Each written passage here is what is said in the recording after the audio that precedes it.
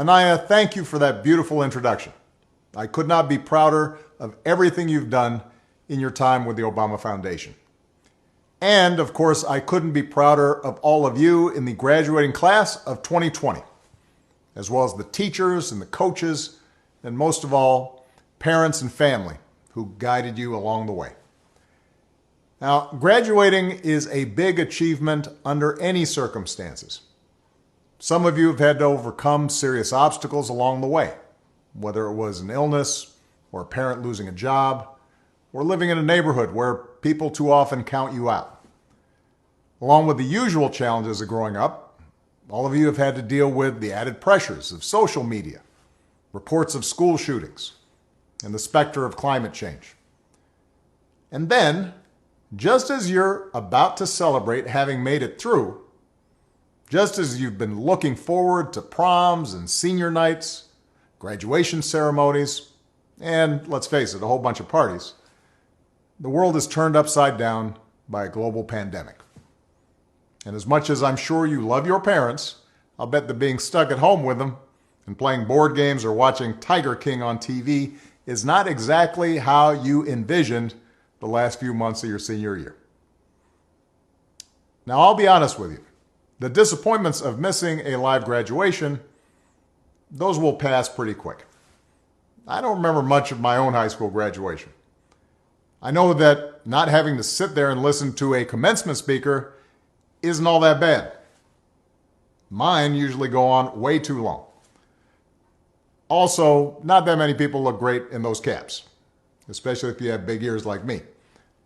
And you'll have plenty of time to catch up with your friends once the immediate public health crisis is over. But what remains true is that your graduation marks your passage into adulthood, the time when you begin to take charge of your own life. It's when you get to decide what's important to you, the kind of career you want to pursue, who you want to build a family with, the values you want to live by. And given the current state of the world, that may be kind of scary. If you'd planned on going away for college, getting dropped off at campus in the fall, that's no longer a given. If you are planning to work while going to school, finding that first job is going to be tougher. Even families that are relatively well off are dealing with massive uncertainty. Those who were struggling before, they're hanging on by a thread.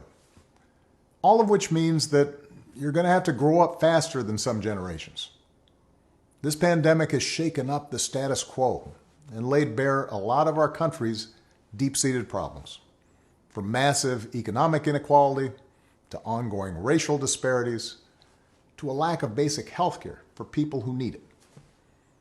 It's woken a lot of young people up to the fact that the old ways of doing things just don't work.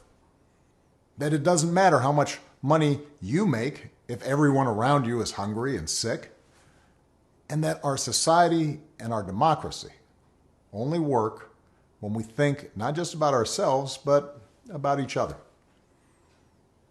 It's also pulled the curtain back on another hard truth, something that we all have to eventually accept once our childhood comes to an end. You know, all those adults that you used to think were in charge and knew what they were doing? Turns out they don't have all the answers. A lot of them aren't even asking the right questions.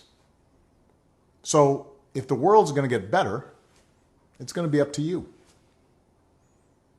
That realization may be kind of intimidating, but I hope it's also inspiring. With all the challenges this country faces right now, nobody can tell you, no, you're too young to understand, or this is how it's always been done. Because with so much uncertainty, with everything suddenly up for grabs, this is your generation's world to shape. Since I'm one of the old guys, I won't tell you what to do with this power that rests in your hands, but I'll leave you with 3 quick pieces of advice. First, don't be afraid.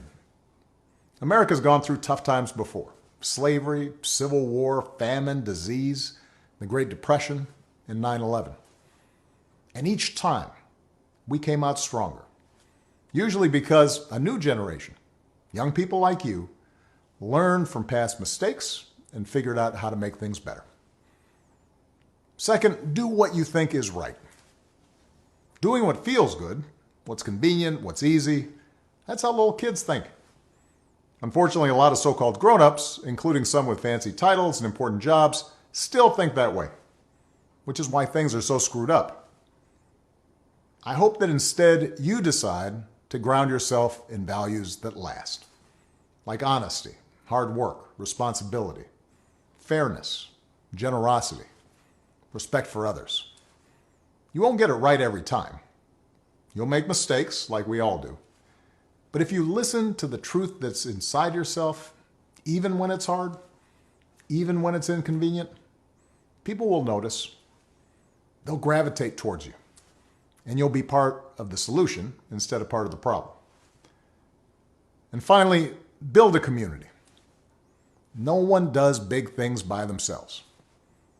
Right now, when people are scared, it's easy to be cynical and say, let me just look out for myself, or my family, or people who look or think or pray like me.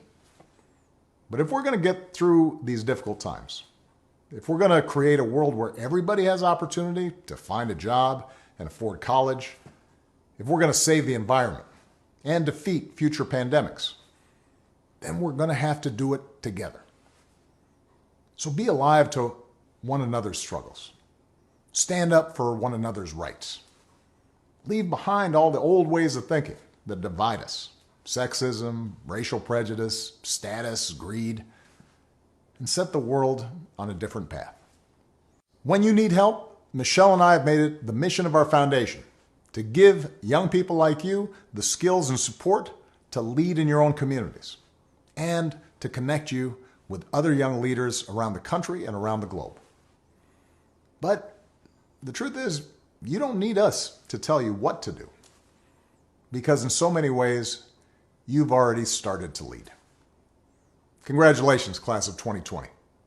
Keep making us proud.